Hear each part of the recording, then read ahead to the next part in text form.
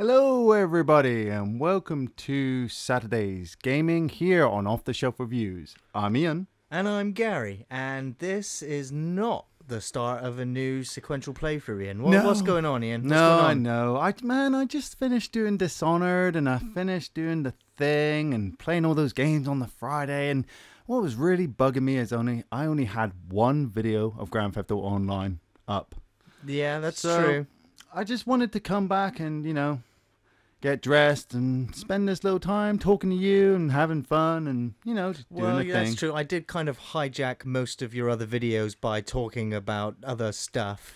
Yeah. Totally unrelated to Dishonored. Yep. So I guess I can abuse this opportunity to talk about other stuff that's not related to Grand Theft Auto. That's it. That's what I wanted to do. I just wanted to, talk to our audience, get out there. Yeah, just talk about whatever. And I want to talk about Universal Studios. Yeah, I knew you'd want to talk about Universal Studios. Well, I think we're past the bump. I think we're past the hurdle of being flagged by Universal Studios. Yeah. And I think I said this in one of our Dishonored videos that I do apologize if some of our reviews, like U571, Jurassic Park, and what was the other one that was given us Jip? Halloween 1 and 2. Halloween 1, 2, 3, and 4. Yeah. Basically, I apologize if it feels like the clips are really closely edited together, but that was the way we've got past the aggressive scan bots from those companies. And it isn't just Universal as well. Warner Brothers has been in the news just this last week with blocking everybody talking about Suicide Squad and Batman versus Superman. It's like they don't want anyone discussing those projects unless they get a cut of the money. And it's like people are just discussing these trailers, and Warner Brothers is like, nope, you're not allowed to do that on the internet. It's just such archaic way of thinking. And it's like these Autobots believe that in our 20-minute video we're showing the entire 2-hour film. Yeah. I just don't get it. It makes no sense. It's the way they've been programmed, though, isn't it? They've been programmed to obviously protect the rights of the companies and things like that. And I can kind of understand that, but at the same time, from a reviewer's, critics kind of point of view, you've got to give us this leeway so that we can advertise your stuff. Exactly. It's free advertising for them, but they just want to make in that extra little bit of money for doing nothing. Yeah. They've created these bots and they're just like, you're not making any money through advertising through any of our stuff because, well, we need all the money we can so that we can, fund wars over in other countries. And it's just like, no, I'm discussing about John Carpenter. I want to talk about Mike Myers and how bad Halloween 4 is, and you don't have bad. You don't have the right to tell me what I can and can't say on a camera. Yeah, well, they are making up their policies, and they've got people in Congress and people in governments that are just going, okay, yep, you'll pay me to make this go through. Done. Yeah. So people are standing up against it, and we will be heard eventually. Underhanded tactics. It's just, sneaky buggers. So just changing the subject, Ian. So after you've said you're a bit fatigued playing Dishonored and after playing through The Thing. Yeah. So what have you been playing recently in order to relieve the stress of playing those games? Well, I've been going back to Grand Theft Auto 5. This is where I go. I go back to Los Santos. Oh, sorry. Cut people off and get smashed up, and this is my relaxation game. I try not to push myself too hard during the week, between family life and work and editing and family life and work and more editing. So then I just come back here, but I have also been making my way through Dark Souls 2. So yeah, that's a nice relaxing game to play through, Ian. You know what? It is. What? After I got my butt handed to me through Dark Souls 1, and I did get my butt handed to me because I didn't know what I was doing. I was playing it on my own a lot of the time, going up against some of the bosses, some of the areas, some of the normal enemies. They just destroy you. And then I get to Dark Souls 2, and I'm like, this is so easy. This is so easy. There is not a single place in Dark Souls 2 which is as bad as Blighttown from Dark Souls 1. And if you've played Dark Souls 1, you know what I'm talking about. Blighttown is just, hell. Hell it itself. is one of the most hellish level stages in any video game, and it was just because the frame rate dropped so horribly. It stuttered all over the place. The frame rate dropped suddenly. I dropped suddenly. The pathways you have to walk, the fact you've got enemies twice the size of you, knocking you back and sending you off the hitting ledges. you with poison darts from across the map. Oh my god, it grinded me so badly. You know, even once I got through Blighttown and I got to like Anor Londo, I was happy because at least I had a little bit more space to run around. Yeah. But then you had to climb along the side of the cathedral and dodge all those dragon arrows and those giant knights and things, and it was still punishing. But then I'm playing Dark Souls 2, and the fact that you can travel from a bonfire right from the start, it's like, bitch, please. Exactly. You know? It's the get out of jail free card. It's like, do I have to go through those 10 enemies? Well, I could kill those enemies like 10 times over and then they never respawn again, which is kind of nice now. I'm running through areas and, you know, the enemies aren't there, and I'm like, just clear a path straight to the boss, no problem. But then it kind of gets annoying because that's how you grinded your souls in the first game. Yeah. You kept killing over and over. You needed 20,000 souls to level up, so you grinded 20,000 souls, leveled up, and you moved on to the next area. This one, you need 20,000 souls. Well, you're going to have to respawn all the enemies again. It's like, that means I got to go find that thing and do that other thing, and well, that's great. There's loads of things to do in Dark Souls, but that's not why I love Dark Souls. I love the mythology of Dark Souls. Yeah. I love figuring out what happened to who, where, and when, and what was the consequences of those things happening. Yeah. How these deities still exist, and you know, you have to play it multiple times and just read the descriptions on all the items in those games. You've got to test every weapon. You've got to Yeah. test every bit of armor. But you know, as you already know, I am a huge fan of From Software. yeah. Chrome Hounds. Yeah. I'm still waiting for them to turn around and go, we're making Chrome Hounds too. But no, they can't get away from the Dark Souls universe right now, or the Bloodborne universe. That's their cash cow now. Yeah, that's it. I mean, Dark Souls 2 wasn't done by the actual creator of Dark Souls 1. No, but he's coming back for Dark Souls 3. That's what I'm kind of, it sounds sick, but that's what I'm kind of looking for. Well, I mean, Dark Souls 2 came out so soon, really, after Dark Souls 1. I kind of expected a bit more time between Dark Souls 2 and 3 so that they could do what they did with Dark Souls 1, and that is to make a world that is all interlinked instead of just stages, essentially. Yeah. It's the big difference between the two. Oh, so you like to relax with Dark Souls. Right now, I've currently been my chill out game of choice right now is between two games. Yeah. I still haven't finished The Witcher 3 yet. Of course not. I'm all the way to the last mission, but they keep releasing DLC missions. So I'm like, well, I'm not going to complete it until you stop releasing DLC missions for me to do. Yeah. So I've not gone to finish that yet, but I've been playing Assassin's Creed 4 Black Flag. Yeah. Because that was free on Xbox One. And, you know, I still don't like Assassin's Creed games. Nah. But I do like being on a pirate ship blasting British naval vessels. And Spanish ones too, you know, I'm not fussy. But I've also been playing the holy living hell out of Dungeons & Dragons Neverwinter, which I've always said, you'll never see me playing an MMORPG. yeah. And I've been seeing you play an MMORPG. Here I am playing an MMORPG. Massive multiplayer online roleplay game.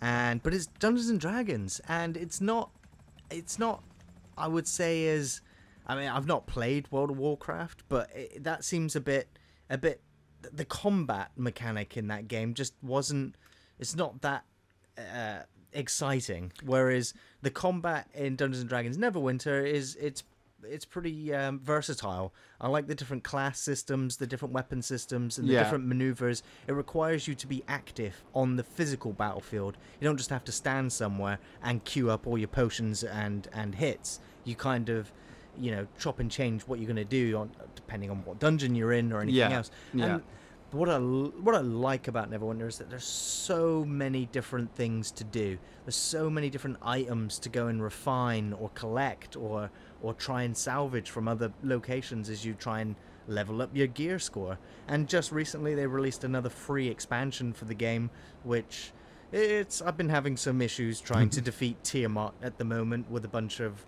randoms. Yeah, five-headed dragon. It's a five-headed dragon, exactly, and you've got like 25 minutes, I think, 20 minutes to defeat it. but you've got to do a bunch of other things and coordinate with 24 other random people. Yeah. A precise tactic in order to take it down. And I'm gonna say sometimes Neverwinter brings out. I've met some absolute strangers on that game, and they've been a pleasure to talk to. People from across the world, all getting together and playing Dungeons and Dragons online. That's awesome. Yeah. But you can't go anywhere in an online game without running, with a bunch of shitheads. The internet is filled with shitheads. And if you do anything wrong, you don't get someone going, hey, you probably shouldn't do that. It's frowned upon. What you should probably do is this, or maybe look at that equipment, or watch this video, and this is how you build your class and your build. Instead, people go, you fucking suck. Stop playing this game. Go kill yourself. Man, and it's Jesus. And if you're having a bad day and you start getting abused from random people like that, I tell you, you can have a short temper. But like I said, Neverwinter has brought out some really nice people. But of course, wherever there's an online game, you're going to get the shitheads. I want to bring that up, actually. I want to bring that up right now for our subscribers and anybody who does watch our videos. Derogatory comments. Hey man, that roof said stay frosty. I cannot stand somebody who sits there on the internet, sits in front of their PC and writes something nasty. I like reading the comments we get from people. I love our subscribers, Ian. Our subscribers have left some of the most heartwarming felt comments that I've ever read on posts. I was nervous about going on YouTube right from the get-go about what people would say about us, like our appearance, whether I've shaved, whether my hair is neat, whether my eyebrows are all over the place. I've been called a crusty hippie, but I take it. It's like, I can have fun with that. Yeah, if you've got an opinion about our film, you don't like what we've said about a film because you like it or you don't like it, that's absolutely fine. We like actually reading that. Intelligent comebacks, that works, because we'll take it, we'll adapt with it, we'll work on it a bit more. We might just look at it and go, that was pretty funny, and just ignore it. But there was a recent comment that came up. I didn't even see the guy's username because I just deleted it instantly. And the guy basically just said, your content is shit, go kill yourself. Now, when you say stuff like that to people, that is just downright nasty. You never actually say that to people, though, do you? No, you just leave it. It's a comment. It's a flipping comment. It's not even like coming to our face and saying it. It's just where's the 5-second Where's the intelligence there isn't behind any. it? It's just an attack. That's it. That's just an attack. Somebody just sits there and goes, you know what? I don't like what you're doing. I'm not going to tell you why I don't like what you're doing so that you can actually mold with it. I'm not going to just ignore your videos and not bother watching it. I'm going to go tell you to go kill yourself because I think it's funny. I think if you go kill yourself and you end up not polluting the world with your breathing, then my life will actually be better. No. Your life is bad because that's the kind of attitude you have towards people. And it's probably why you're one of these lonely people who does just sit in your room looking for things to attack on the internet. I absolutely hate those type of people. I mean, I wouldn't even consider them bullies. I consider them worse than Nazis. I'd actually sit and have a coffee with a Nazi more than I would with somebody who actually purposely goes onto the internet and attacks people and tells them to go kill themselves over the web, because it's just sick.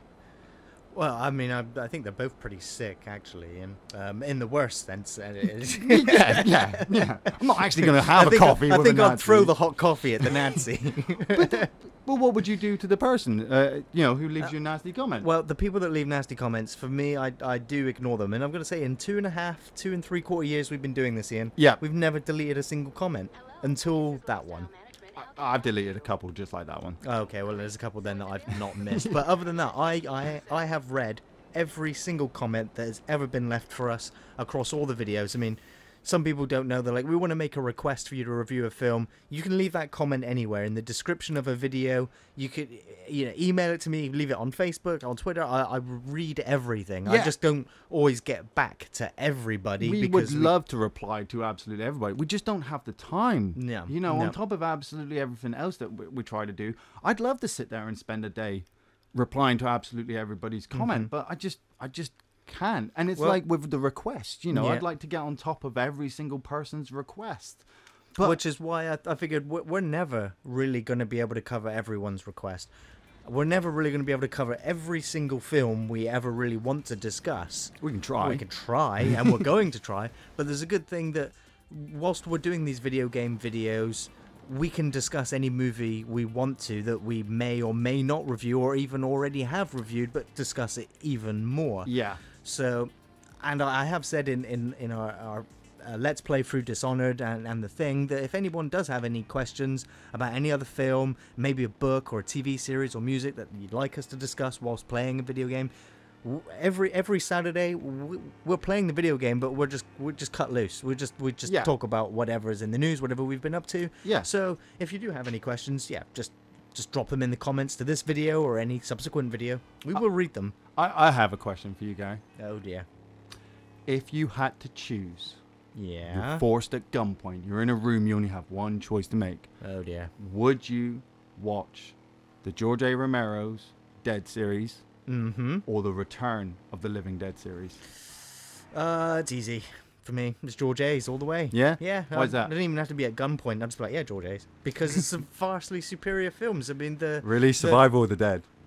yeah, okay. Well, how about Necro, whatever it was? Oh, the God, that Return was of the Dead. bad. That was like the fifth one. I mean, that's bad. I'd rather That's watch bad. Survival of the Dead again than the latter Return movies. Yeah. Christ. Return of the Living Dead Part 3 was pretty good with that girl. Yeah, you know it's my favorite one of the three. I really like number 2 with Dana Ashbrook. It's my worst, really, of the three. How can you not love Dana Ashbrook? He's like a mini Ash. No. Yeah. Speaking of Ash, though, oh my god, I did just watch the Comic-Con panel Yeah. for Ash versus the Evil Dead, and they are so excited about this TV show. They're excited. I'm massively excited. Like I said, we're gonna get 9 to 10 hours in one season of Ash versus Evil Dead, and if they run for the 5 seasons that they want, we're talking just under 50 hours of the Evil Dead. Whereas if you look at Evil Dead 1, 2, and 3, there's 5 to 7 hours at most of Ash content, not including the video games. So we're going to get more in one season than we have in 20 years of the Evil Dead. I just loved that trailer. I mean, just the spoilers to anybody who hasn't seen the trailer yet. When you see him there putting on that girdle, Yeah, but he still got it. he still got it. And I laughed, even though I knew he was kind of being sexist, you know, looking at himself in the mirror, slapping his own ass. I was like, you know what? That's Ash. Yeah, That's yeah, Ash. that's Ash from Army of Darkness, all right. I was just stoked that Lucy Lawless is going to be a major part in it, and Oh, I'd like to be a major part in Lucy Lawless. oh, Xena. Oh, Xena. It's the same, but it's the same with her in Battlestar Galactica. Her character in Battlestar Galactica was one of the more interesting characters. All the characters in BSG were absolutely brilliant, but hers was kind of like the pinnacle point, wasn't it? You know, She was a very strong character. She was one of the strongest Cylon models in that show. Yeah. And which is understandable why they boxed her line. Yes. And removed her from the show, and she just guest starred in a few episodes. But her presence was still felt in those episodes.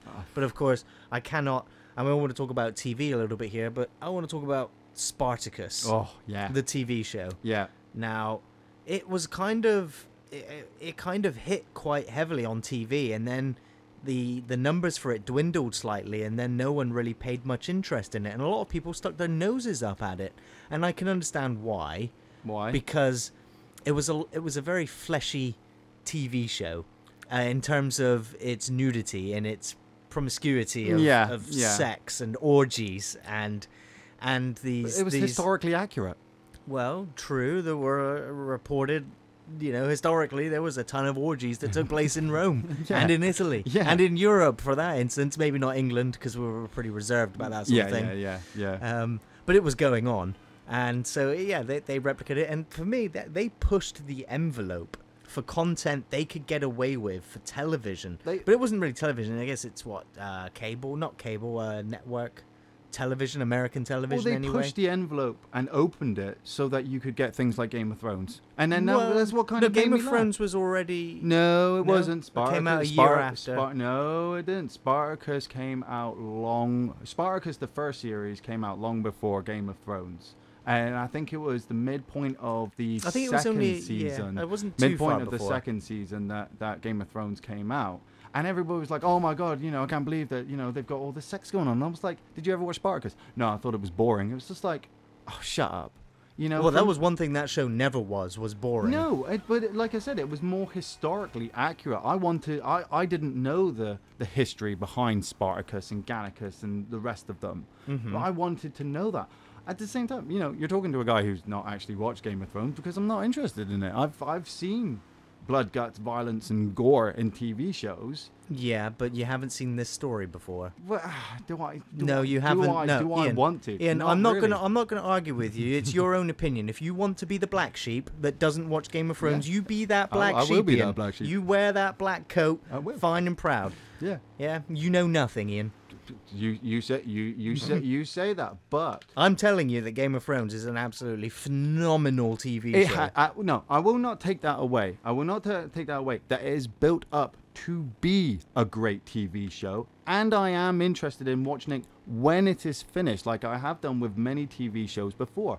What annoyed me was the fact that Game of Thrones came out the first season, and like 4 episodes in, people were claiming it to be the greatest series ever made. You cannot give that to a TV show 4 episodes in, because we've already had things like Sopranos, Spartacus. There are longer running TV series further than that. But people were stood there going, "Wow, Game of Thrones." And I'm just like, sorry. You're complaining that this person died you were surprised that this person died 4 episodes in, but Sopranos was doing it 10 years before. That's what gets me. That's why I stay away from Game of Thrones. Well, here's the because difference. I'm waiting is for that the hype to the burn characters down. that they kill off in Game of Thrones are lovable characters. The characters in Sopranos were lovable characters. No, I think most of them Have were... you ever seen Sopranos? No. Yeah.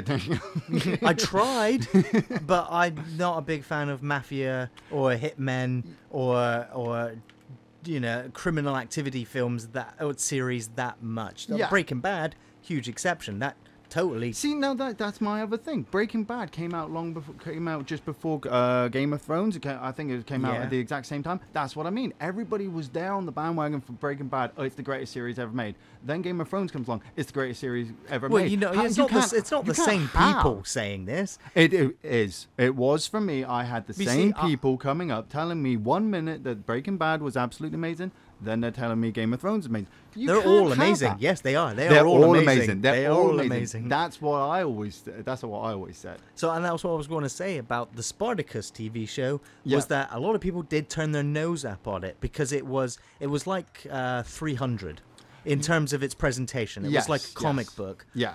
But what it'll say is, the arena stuff, you can see a lot of the fact that it's green screened, and these actors are built like marble statues of gladiators, but I would rather watch any episode of Spartacus on a loop than rewatch the movie Gladiator. I got, even though the history in the Spartacus TV series is a little bit warped and they kind of condensed the events down into those 4 seasons. Yeah. They got a lot of the facts right. They changed a few things, but I wasn't really watching it for the historical accuracy. I was watching it to see who was going to win in this fight between this gladiator and this gladiator. Yeah. But towards the end of the show, like in the last season, forgiving the fact that the main actor, Andy Whitfield, I believe it was, tragically passed away during the making of the show. Yeah. The replacement actor for him, I had a few issues with him in the first 3 episodes, but after that, I was sold on him. He was the perfect replacement Spartacus. Yeah, and definitely. And so even though it's very rare for a TV show to continue on after losing the main actor, they did a fantastic job. And towards the last season, it was so.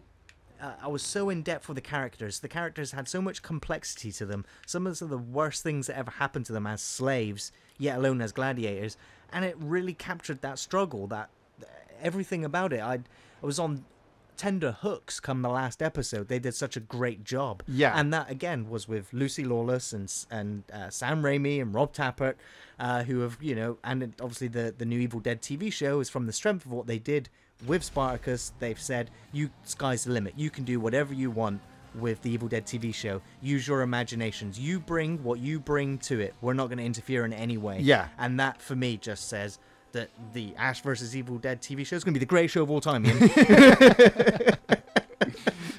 Well, I bloody well hope so. I hope it's better than Game of Thrones. How would you know?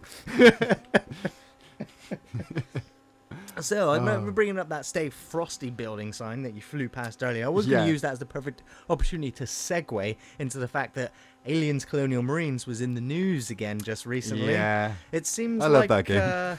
It seems like Gearbox have taken a bit of a hit, or rather, Randy Pitchford, the devil himself, has had to pay out, I think, up to 15 million in damages for the misrepresentation, or the advertising that went out for that game, misleading everyone into believing it was going to be something that it never was. And Randy Pitchford even still to this day denies that it was a terrible game. He's like, I don't know what's the matter with you people. This was him just this last week going, I don't know what's the matter with you people. This game was great. I guess you just can't please everybody. You can't make a game that's going to make everybody happy. And I'm like, well, I'm pretty sure, Randy, that you pissed off everybody with this game. Yeah. I know when the game came out, I gave it an okay review, but I'm an Aliens fanatic, and I couldn't see the shit in my eyes when I was playing the game at the time. I was kind of. Well, we hadn't had the Hicks DLC at that point, had we? We had not, no, and we were still hoping that the game would be fixed and that things would be added and changed, to which they never were, because the company went totally silent the day the game came out. But yeah, he was still in the news. He's had to pay damages, and he still thinks that the game was great and doesn't understand what went wrong with it. And he even said that he has no regrets working on the project, and he denies embezzling any money. I did hear that they're planning on releasing a new Duke Nukem game as well. Because they got a free pass with the last Duke Nukem game. I know I'm a huge fan of Duke Nukem. Yeah. We've met the voice actor, Ian. He's a fantastic guy. He said he had a great time working with Randy on the game. He told us. Yeah. And I didn't have the heart to tell him it was awful. It was nothing like, Duke Nukem 3D. No, it wasn't. And the game... The thing... One second, I know you're ready to talk about this, but Duke was Duke in the latest Duke Nukem game, Balls of Steel. That was Duke, granted. Yeah. He was in the wrong game. It was not his game. No, it wasn't. It was bogged down with ridiculous side games, mini missions, being shrunken down. All those little things. The shooting aliens part worked to a degree, but it was formulaic. And the development hell of that game, like taking 12, 13 years to be made. Yeah. All the different iterations of it. So we gave Gearbox a free pass on that game. We did. We were just like, you know what? You took what was broken, fixed it up best you could just to finally get it out there. Okay, it's not great, but you got it out there. Free pass. And then obviously the Aliens thing happened, and it's just like, should people still even buy anything from Gearbox? And I haven't. I have refused to acknowledge them as a company anymore. Yet they're still making all the money from Borderlands. Yeah, well, this is it. I didn't play Borderlands 1 or 2 because I wasn't interested in a game that the only selling point was the fact that it had like 93 million guns. Yeah. That wasn't a big selling point to me. When I got heard that they were doing Duke Nukem Forever, I was really excited, and I did play the game all the way through, and I got all the DLC, and I got the achievements. I fully blasted all the way through it. I enjoyed it, but there were some really stupid parts. There were some majorly glitchy bits that had me just whacking the joypad against my head like, why am I playing this? But then I got through it. I felt good. Yeah. I completed it. I put it next to my other Duke Nukem memorabilia, and I was just like, yeah, well, I've done it now. I'm a Duke Nukem fan. I've done it. Yeah. Then they did the exact same stuff with Colonial Marines. And I'm like we said, we're Alien fans, but then you're playing the game. The AI sucks. The aliens are leaping all over the place, and you can't get a shot off because your guns are not working. The doors aren't opening, and you can't complete the level because you can't get through the goddamn door.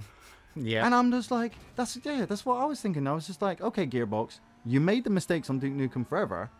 How could you let the same mistakes happen in Colonial Marines? So I have to ask you, and if Gearbox released the next Duke Nukem game, are you going to purchase it? Yes. Oh, God. I would purchase it, but I would purchase it I tell you what. after it's come out once I've seen the reviews, because this is the issue. This is what I do now. Yeah. With all things film and games, Well, is that I don't rush out and get them. I do wait to see some reviews.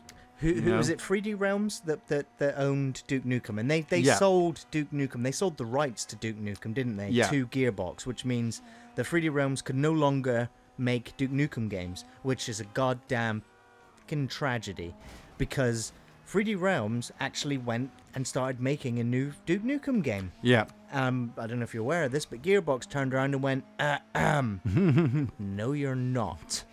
Stop, Yeah. cease immediately. And by law, 3D Realms were told to close down the project. All the work they put into it was abandoned, and it's lost. So They should just go and make a new character. Oh, I'm just about to get that to Right, you, Ian. okay, yeah. Glad you said that, because they have made the female version of Duke Nukem. Awesome. The name, I can't remember the name of her right now. I can't believe it's escaped me. I'm too excited to talk about it. But she is a badass. She has got, the shotgun. She's got the weapon. She's got the look, and she's got that Duke Nukem persona in a female form. And I'm like, okay, 3D Realms, I'm ready to give it a shot. I'm ready to give it a go, because unfortunately, if John St. John is still working with Duke Nukem with Gearbox, that's fine.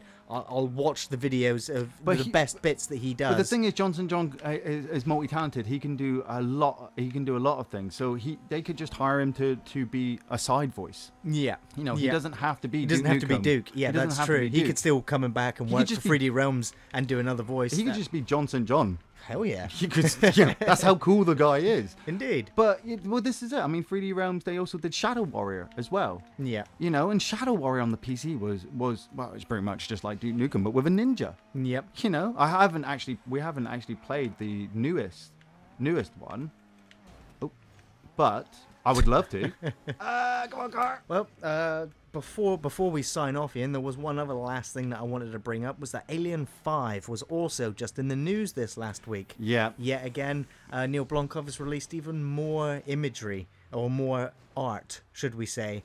And it's just another image of Michael Biehn with a burnt face, sat next to Ripley in what looks like a meeting. Yeah. Looks like there might be other Marines in the background or other personnel. And it just, again, brings up the question of, when is this set? And in the recent Q&A, he said that he doesn't want to undo Alien 3 and Alien 4. He just wants to make a sequel to Aliens. Yeah. So it's like, okay, so this doesn't fit in the timeline anywhere. This is a what-if film. It strictly is a what-if film. Well, that's all. It's all speculatory. It's up to you. At the moment. So literally, it's going to be like a video game where you do episode 1, you do episode 2, and when episode 2 ends, it's going to be, do you want to go to A, Fury 161, or B, go to, I don't know, Alien Homeworld? And it'll be like, okay, so you go down this story path instead. But the only thing is, it's like, when you take that option, because otherwise, Michael Biehn and Sigourney Weaver are 30 years older than they were in Aliens. Are they going to spend all that money on special effects to make them look like they've just come fresh off of Aliens? Or are they going to go, after Aliens they took a 30-year break and then all of a sudden the aliens turned up again? I don't know how that story would work. I've been under the impression that maybe the crowd, the Sulaco, was not drifting in space for 57 years again. Why not? Why not? No, it couldn't happen to her twice. It worked for Aliens, and no, it couldn't happen to her twice. But what if the company didn't want her to get out? What if the company left her out there and left her out there for so long that she was picked up? They were willing to leave all these ships just flying around out there. It's no wonder when Tony disappeared by resurrection. But would you rather have the person who can bring your company down? Running around doing that, or would you rather just keep an eye on her until, maybe the company does build up and things do start to hit the fan and they go, look, the only person we can actually get in to stop this from happening is the one woman who's managed to actually defeat the aliens twice, because technically, you could go with the attitude then that Fury 161 was just a dream, and maybe they spend most of the film, maybe Ripley and Hicks spend much of the film looking for Newt, because we haven't seen any artistry for Newt's character. No, that's true. Or Bishop. Or Bishop. So maybe when they do wake up, the film starts with them, Ripley just literally waking up on a table, and doctors all around her, and she's looking for Newt. And they say, well, we know where she is. but you need to do this for us first. Like I said, it's all speculatory at the moment. The thing is, I mean, almost every single one of the speculatory ideas and theories that I'm reading all make me go, nah. They will all make you go, nah, because I read one theory where it was like, well, actually, they decided that what they needed was an entire army of Michael Beans. They needed grunts, so that they cloned a ton of grunts, and it just so happened to be that Michael Bean's DNA was the source material for building a clone army of people that had faced and lived fighting the Xenomorph, the only Marine in an entire squad. So like, yeah, we'll clone that guy. He barely survived. Well, he barely survived. Only to be killed by a freaking safety beam. Oh no, wait a minute, he didn't die there either. either. Oh no, he didn't. Thanks, Gearbox. So, but that's canon. Oh my god, what's going to happen? I still love theorizing about it. I still love looking forward to the future. I still can't wait for Prometheus 2 and Alien 5. Whether they're good or bad, 2. I'm going to be excited to see them anyway. I want to see those franchises continue and grow and make mistakes and surprise me. This is it. I mean, this is the thing, isn't it? I mean, we sit there and we slate on a lot of the things that we don't like, but you only manage to actually rectify. You only manage to make things perfect if you make the mistakes and learn from the mistakes and rectify them and make something completely new. Or you don't. Nothing. They can't all be perfect like Terminator 2 and Aliens. But that's why you have people like James Cameron who does stop doing those when he has the chance. He makes these really good ones and then he just goes, nope, I'm going on to something else. Yeah, like 3 more sequels to Avatar. You know what? People slate Avatar.